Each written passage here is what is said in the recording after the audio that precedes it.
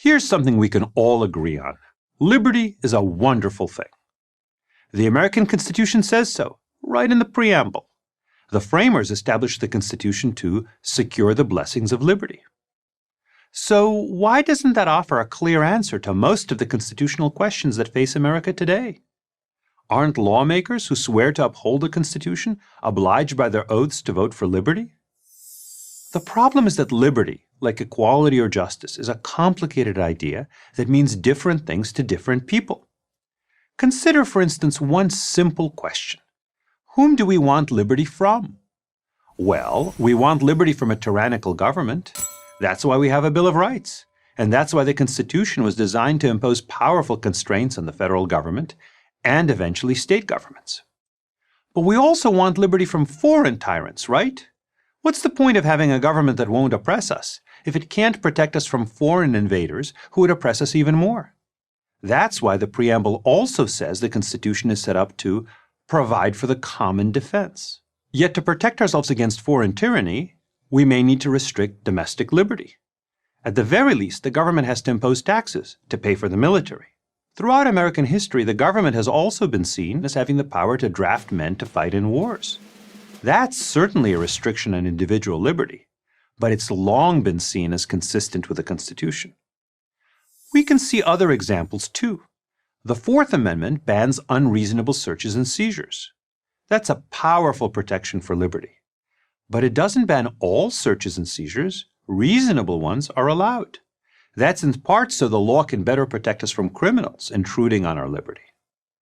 Likewise, the Fifth Amendment provides that private property shall not be taken for public use without just compensation. But that means that sometimes your property can be taken for public use with compensation. However much this limits your liberty to, say, continue living in your family house that has been condemned to make room for a highway. Sometimes liberty does yield to public benefit. What's more, everyone agrees that my liberty doesn't extend to violating your rights. But where do my rights stop and yours start? The Constitution itself doesn't tell us, since it lists pretty much just those rights that are protected against government intrusion, like the free exercise of religion.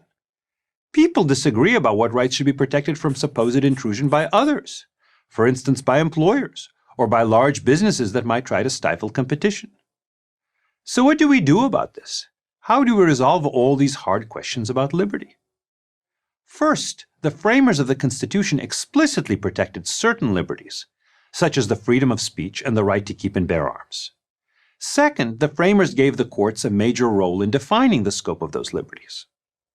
Third, the framers set up the structures of government, such as separation of powers, that would help protect liberty by making sure that no single branch of government could unduly restrict liberty. But then, fourth, they left the rest of the debate about liberty to the political process.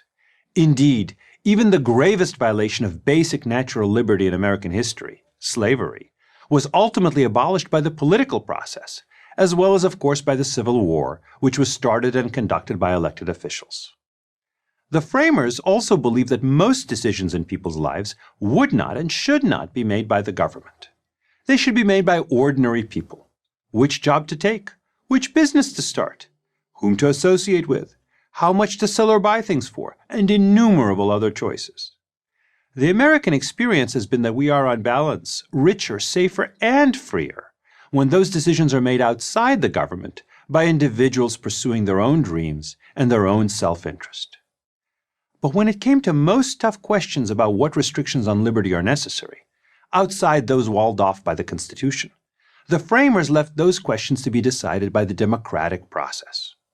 It's my view that the government should generally impose as few restrictions as possible, whether on people's personal lives or their economic lives. Others disagree. Should we have smaller government? Should we have bigger government? Ultimately, in the system the framers created, these disagreements would have to be resolved by we the people. To implement your vision of liberty, you have to win elections. And that's exactly what the framers intended. I'm Eugene Volokh, professor of constitutional law at UCLA for Prager University.